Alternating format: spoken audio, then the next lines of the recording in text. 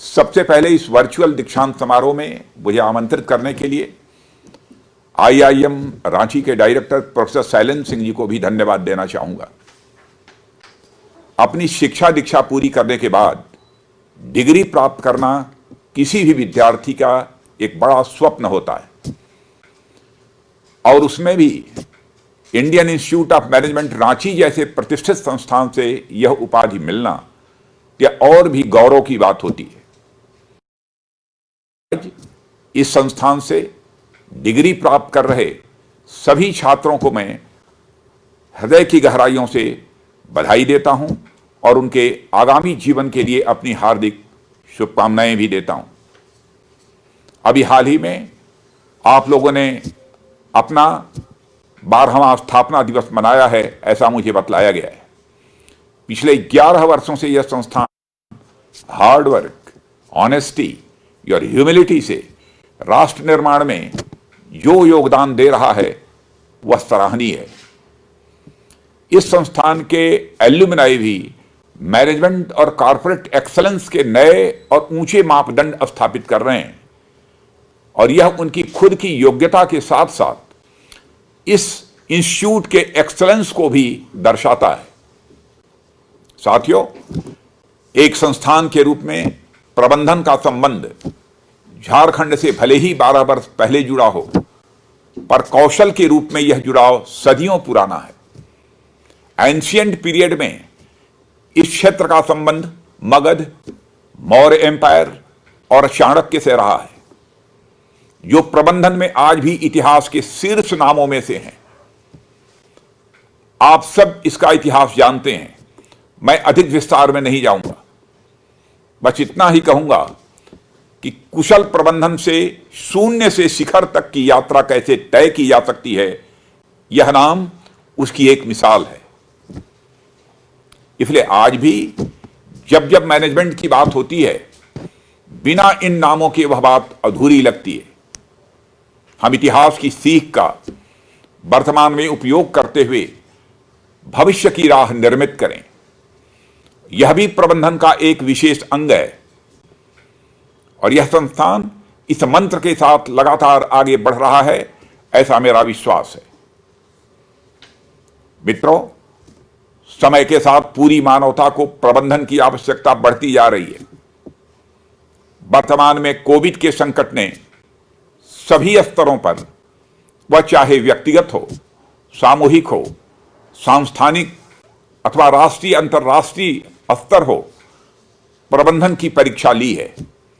यानी सर्वाइवल के इस एग्जाम में वही लोग सफल हुए हैं जिनका प्रबंधन अत्यंत मजबूत रहा है और प्रभावी रहा है। बड़ी खुशी की बात है कि हमारा देश भी उनमें से एक है और यह सोचने वाली बात है कि जिस महामारी के सामने अच्छे भले बड़े और साधन संपन्न राष्ट्र धराशायी हो गए, आर्थिक और तकनीकी रूप से संपन्न होने के बावजूद उन्होंने इस संकट के सामने घुटने टेक दिए। उन्हें भारी मात्रा में जान माल का नुकसान भी उठाना पड़ा। उनके मुकाबले हमारे देश ने सीमित संसाधनों के बावजूद अपेक्षाकृत कम नुकसान उठाया।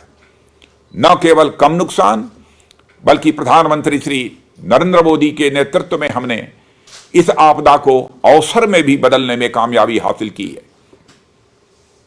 हम उन क्षेत्रों में भी अपने पैरों पर खड़े आगे बढ़े जो अब तक पूरी तरह से अछूते थे। मास्क, पीपी किट्स, वेंटिलेटर और अन्य उपकरणों का न हमने केवल पर्याप्त मात्रा में उत्पादन किया, बल्कि जरूरत पड़ने पर बाहर के देशों को निर्यात भी किया। शिक्षा, स्वास्थ्य, अर्थव्यवस्था, उद्योग और कृषि के क्षेत्र में हम अनेक बड़े देशों की अपेक्षा बेहतर रहे। टेक्नोलॉजी के उपयोग को हमने अपने जीवन का अभिन्न अंग बनाया और नए जोश और उत्साह के साथ फिर से अपनी यह यात्रा शुरू कर दी। आज का यह दीक्षांत समारोह उसी का एक उदाहरण है। आज जब कोविड-19 ने हमारी फिजिकल इंटरेक्शन को सीमित कर दिया है, तो यह टेक्नोलॉजी ही है जो हमें एक दूसरे से जुड़े रहने में मदद कर रही है।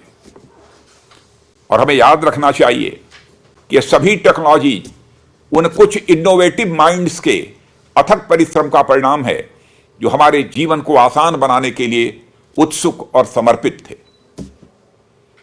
और यह युवाओं के लिए सबसे बड़ा इंस्पिरेशन है।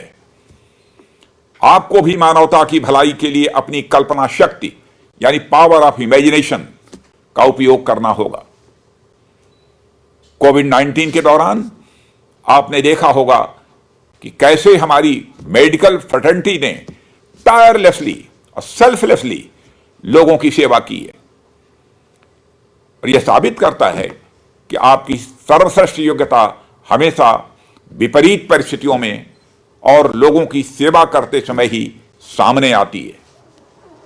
साथियों, कन्वोकेशन का अर्थ होता है कि आप कैंपस की इस दुनिया से निकलकर रियल लाइफ चैलेंजेस का सामना करने के लिए तैयार हैं।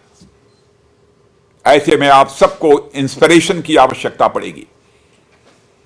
और यह मेरा दृढ़ विश्वास है कि किसी भी चीज से अधिक आपका गौरवशाली अतीत, आपकी समृद्ध परंपरा है जो आपको प्रेरित कर सकती है।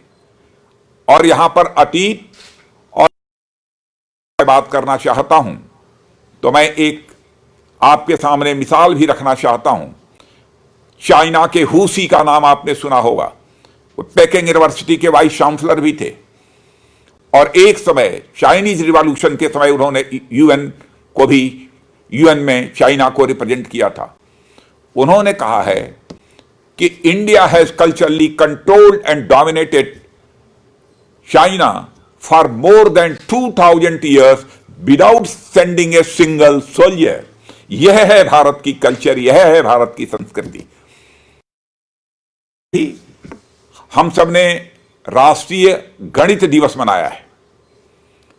इस दिन को उस महान गणितज्ञ श्रीनिवासन रामानुजन के सम्मान में मनाया जाता है जिसने अनंत की खोज की है, इन्फिनिटी की खोज की है। एक ऐसे गणितज्ञ जिसने महज 32 साल के जीवन में गणित की 4000 से ज्यादा ऐसी थ्योरम पर रिसर्च की जिन्हें समझने में दुनिया भर के गणितज्ञों को भी सालों लगे। लेकिन मैं अपने युवा दोस्तों को याद दिलाना चाहता हूं, कितना ब्रिलियंट माइंड भी असफलताओं से अछूत। वह कक्षा 12वीं में 2 बार फेल हुए थे, पर आज उसी स्कूल में जिसमें वह पढ़े थे उसका नाम उनके नाम पर ही है। इसलिए मैं हमेशा कहता हूं, no success is final and no failure is fatal. कोई भी सफलता अंतिम नहीं होती है और कोई भी विफलता घातक नहीं होती है। यह बात बराबर हमें अपनी जेहन में रखनी चाहिए। हम में से ज्यादातर लोग असफल होने पर इतने निराश हो जाते हैं कि हार मान लेते हैं। लगता है कि ऐसा क्यों हुआ, लेकिन हमें यह समझना होगा कि सफलता तक पहुंचने का रास्ता अक्सर असफलता की गलियों से ही होकर गुजरता है। दुनिया में कोई भी सफल व्यक्ति ऐसा नहीं होगा जिसने असफलता का सामना न किया हो। नेल्सन मंडेला का नाम तो आप लोगों ने सुना ही होगा।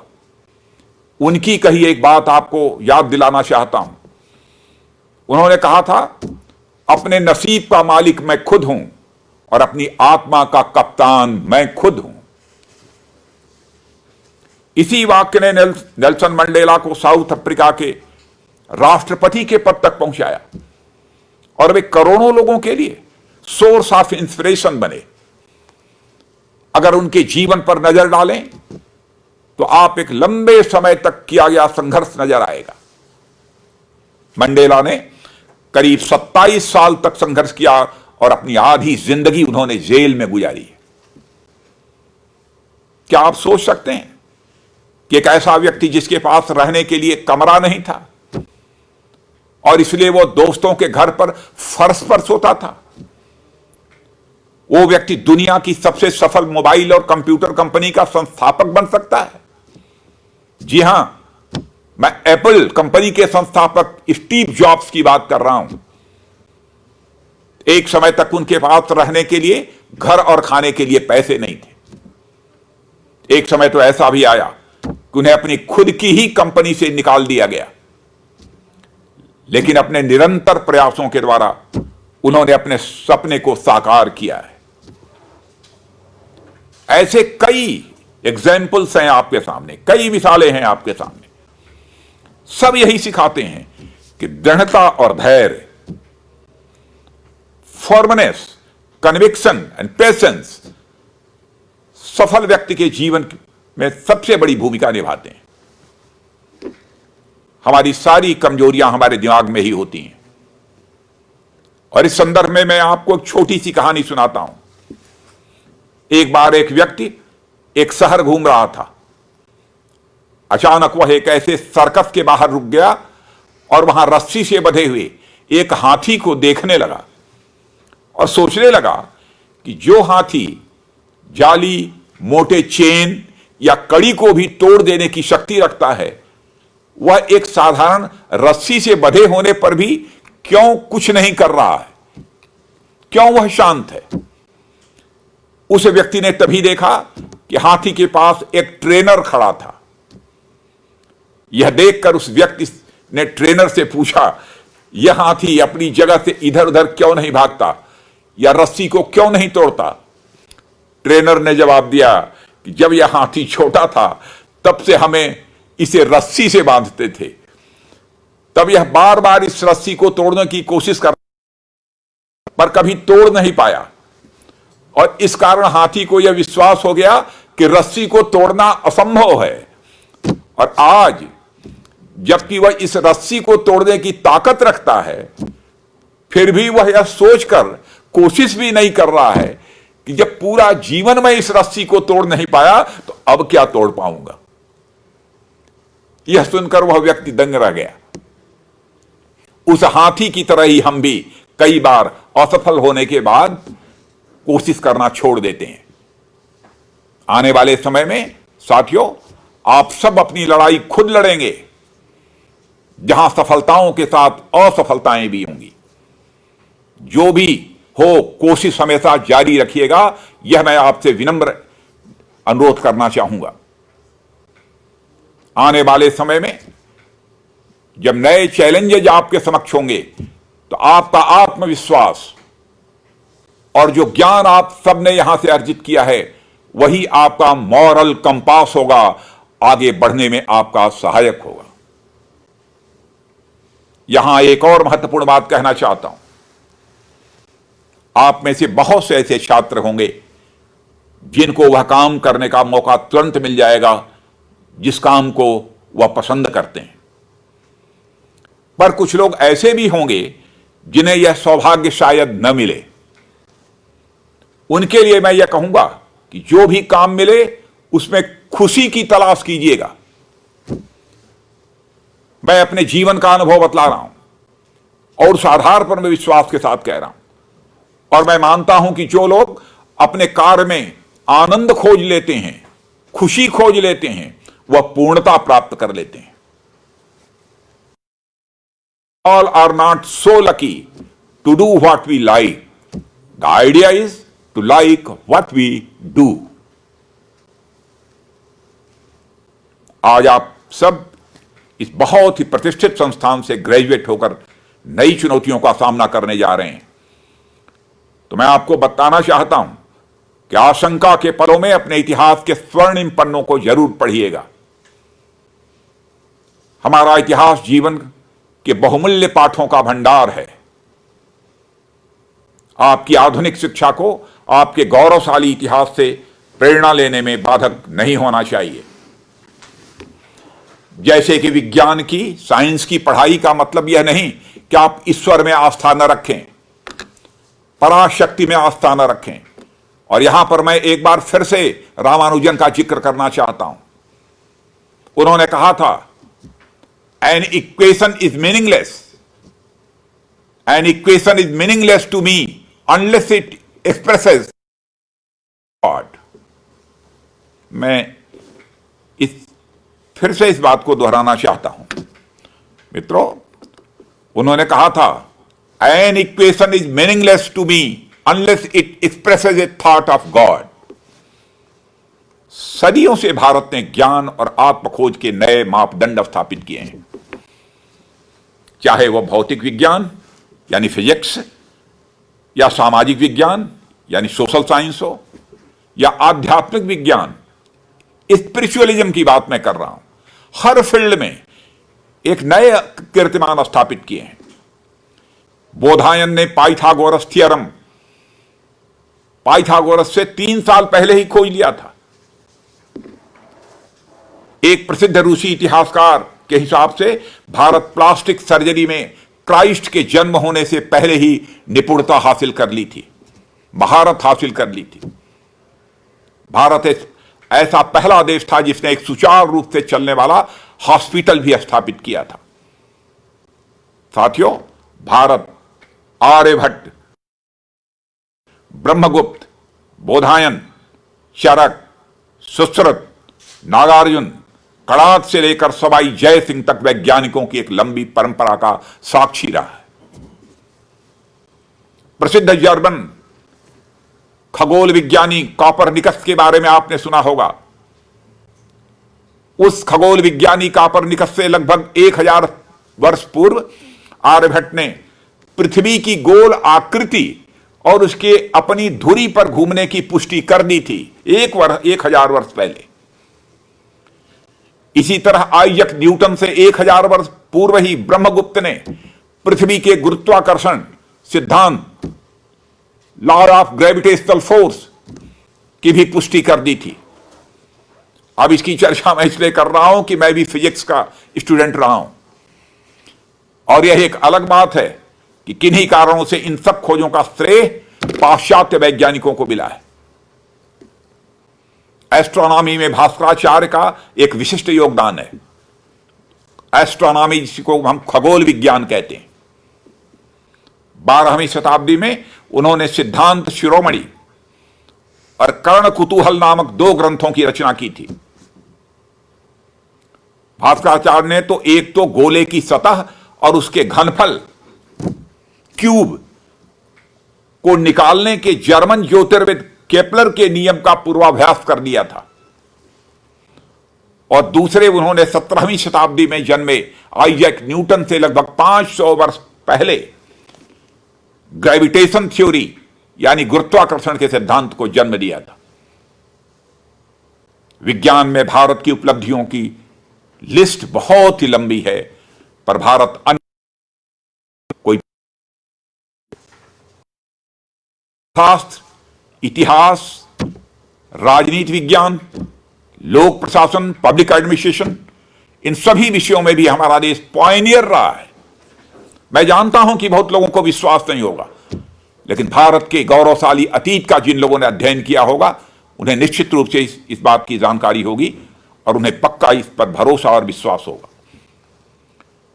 चाणक्य के अर्थशास्त्र को उदाहरण के तौर पर ले लीजिए। अर्थशास्त्र राजनीति शास्त्र का ऐसा व्यापक एवं स्पष्ट ग्रंथ है जिसमें केवल राजनैतिक चिंतन ही नहीं बल्कि कूटनीति की विधियों, राज्य की नीतियों, कानून एवं प्रशासन, अर्थव्यवस्था आदि का भी ज्ञान प्राप्त होता है। ये अपने में आज जब हम सब न्यू इंडिया के निर्माण के लिए काम कर रहे हैं तो हम सब के लिए जरूरी है कि अपनी धरोहर को समझें, इतिहास के मूल्यों को समझकर भविष्य की ओर बढ़ें।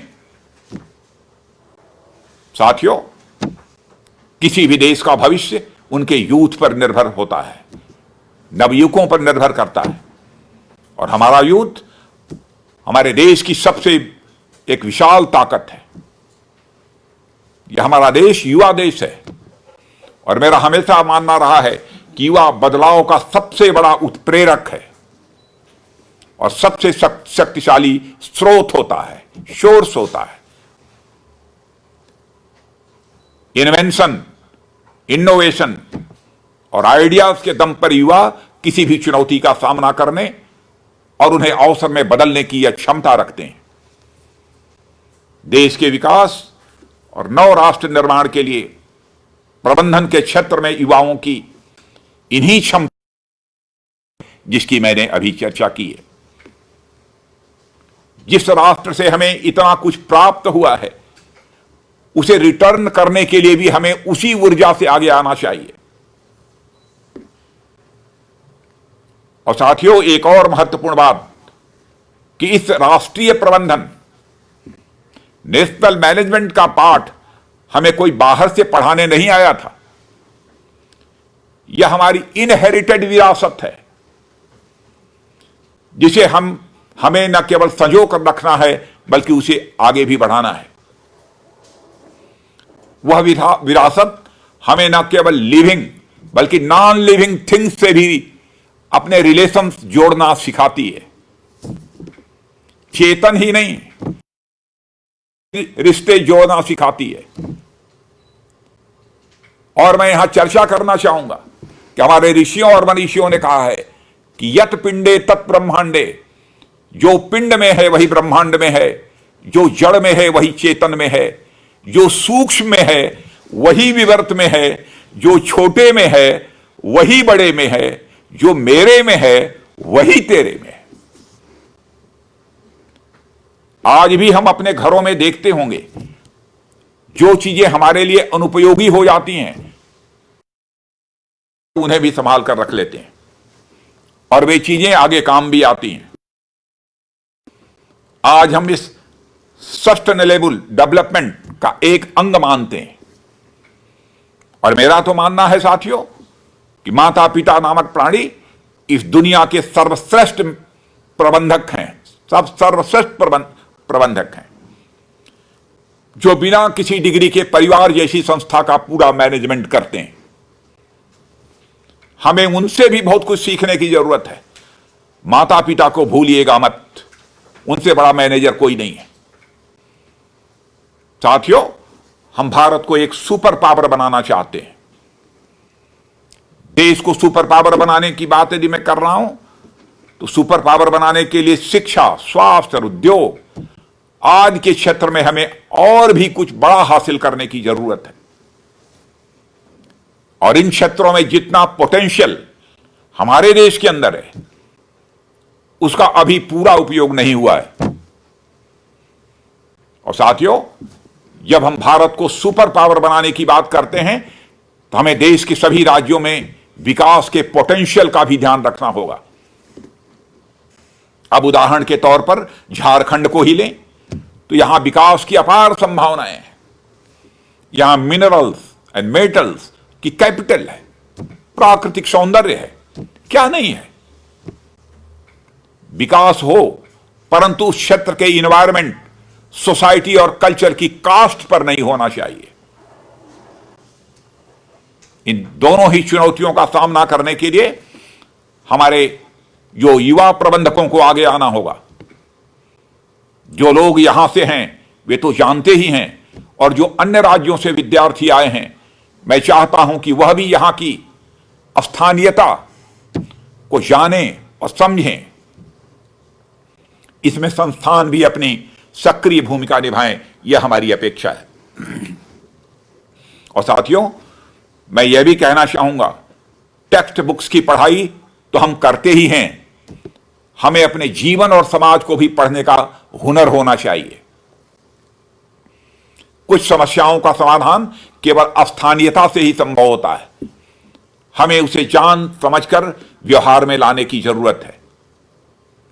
आप लोकल कम्युनिटीज से मिलें, किसानों, उद्यमियों से मिलें, उनके कार्य, व्यवहार, उनकी शैली को देखें, समझें और उनसे सीखें कि कैसे कम संसाधनों में भी बेहतर प्रबंधन हो सकता है।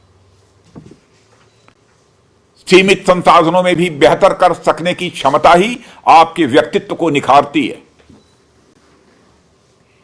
और साथियों, आज इंटरप्रेन्योरशिप की डेफिनेशन बदल रही है। लोकल इंटरप्रेन्योरशिप धीरे धीरे सेंटर में आ रही है, जिसमें ग्लोबलाइजेशन के साथ साथ लोकलाइजेशन, निजता के साथ साथ सेंस ऑफ कम्युनिटी पर भी बल दिया जा रहा है। और हम सौभाग्यशाली हैं कि हमारे देश में यह अवधारणा लंबे समय से मौजूद है। इसे और आगे बढ़ाने की जरूरत है। टेक्नोलॉजी के माध्यम से आप न केवल लोकल प्रोडक्ट्स बल्कि लोकल लोगों के कौशल को भी बाहर लाएं, उनके स्किल को भी बाहर लाएं और उनका प्रसार करें, प्रचार करें। वोकल फॉर लोकल, ये हमारे प्रधानमंत्री जी ने कहा है, आज के समय की मांग है। इन्हीं सबको ध्यान में रखते हुए नेशनल एजुकेशन पॉलिसी में भी लोकल भाषाओं, संस्कृतियों, कलाओं के संरक्षण संबंधी शिक्षा के प्राविधान भी किए गए हैं। बहुत बड़ा परिवर्तन शिक्षा के क्षेत्र में हुआ है। आज जब हमारा देश वैश्विक पटल पर हर क्षेत्र में अपनी मजबूती उपस्थित दर्ज कर, हमें अपने प्रबंधन को और मजबूत और जमीनी बनाना होगा। इसके लिए हमें प्रबंधन में अनुसंधान को भी बढ़ावा देने की जरूरत है। डेवलप्ड देशों में बाकायदा इन चीजों के लिए रिसर्च किए जा रहे हैं। टेक्स्ट बुक्स के साथ साथ रियलिस्टिक होकर प्रॉब्लम सॉल्विंग पर भी ध्यान दिया जाता है।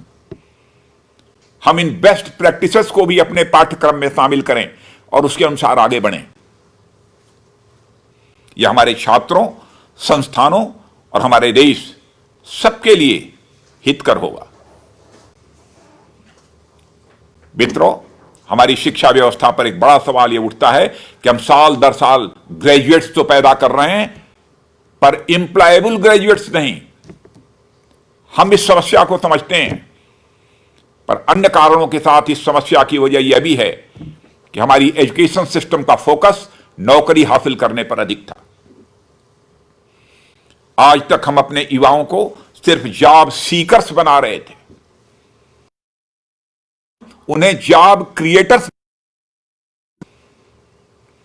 आज हम अपने युवाओं को केवल मैन पावर के रूप में नहीं देखना चाहते हैं, हम उनको स्किल्ड मैन पावर के रूप में देखना चाहते हैं।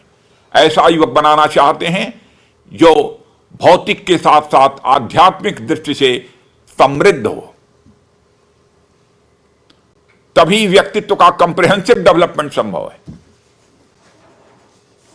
और मित्रों, हमारी सरकार की जैसे मुद्रा योजना ने एम्प्लॉयमेंट जनरेशन का एक नया पैराडाइम बहुत कम समय में तैयार किया है। It empowered you to become job creators. Stand off India scheme को देखिए, इसका उद्देश्य फर्स्ट जनरेशन एंटरप्रेन्योर्स को स्थापित करने में मदद करना है। आज हमारे सामने कई चुनौतियां हैं और आज शिक्षा का उद्देश्य मुख्य रूप से इन चुनौतियों का सामना करने के लिए हमारे युवाओं को प्रशिक्षित होना चाहिए। और इसके साथ ही हम यह भी ध्यान रखें कि हमारा अपना जीवन बैलेंस रहे, संतुलित रहे। बड़ी बड़ी चीजें मैनेज करते करते हमारा अपना मैनेजमेंट कब खराब हो जाता है पता भी नहीं चलता है। आपने भी अपने आसपास ऐसे कई उदाहरण जरूर देखे होंगे। इसलिए हमें अपने पर्सनल और प्रोफेशनल लाइफ के बीच बैलेंस बनाकर चलना है।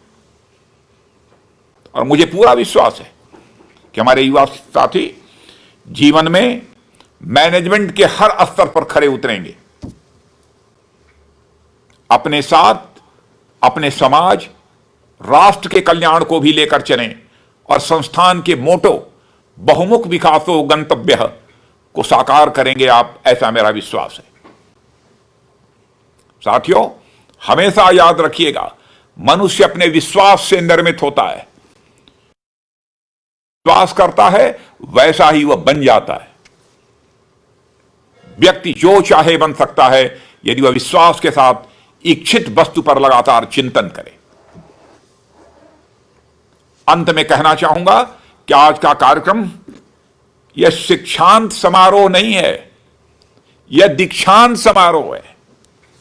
शिक्षा का सिलसिला यहीं समाप्त नहीं होता, इसीलिए इसका नाम शिक्षांत समारोह नहीं रखा गया है, दीक्षांत समारोह है।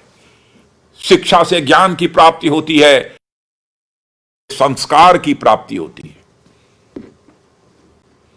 जीवन में केवल ज्ञान ही अपने में पर्याप्त नहीं है, इस सच्चाई को भी सारे नौजवानों को समझना चाहिए। ज्ञान के साथ साथ युवक को संस्कारित भी होना चाहिए। कुछ जीवन मूल्यों के प्रति प्रतिबद्ध होना चाहिए, पूरी तरह से कमिटेड होना चाहिए। यह दीक्षा माता पिता या गुरुजनों से ही प्राप्त होती है। दीक्षा से चरित्र निर्माण होता है, कैरेक्टर बिल्डिंग होती है। एक बार स्वामी विवेकानंद जी विदेश के दौरे पर थे, धर्म सभा को संबोधित करना था। वहां पर स्वामी जी की वेशभूषा को देखकर एक विदेशी व्यक्ति के चेहरे पर व्यंग्यात्मक मुस्कान विवेकानंद जी ने देखी और उसके बाद उस व्यक्ति ने उनसे पूछा कि स्वामी जी को बदल क्यों नहीं देते? आपके कपड़े कुछ अजीबोगरीब हैं, ताकि आप भी एक जेंटलमैन की तरह दिखाई दें, सूटेड बूटेड। उस समय जो स्वामी विवेकानंद जी का जवाब था वह आत्मनिर्भर भारत की एक झलक देता है। उन्होंने कहा कि महोदय, in your country tailor makes the man, but in our country character makes the man. यह बात स्वामी विवेकानंद ने कही थी। मेरे युवा साथियों, स्वामी विवेकानंद जी की यही बात आपको अपने जीवन में उतारनी है। आपको ज्ञान, धन और संपदा के साथ साथ अपनी कैरेक्टर बिल्डिंग पर भी उतना ही ध्यान देना। इन्हीं शब्दों के साथ आपके उज्जवल भविष्य की कामना करते हुए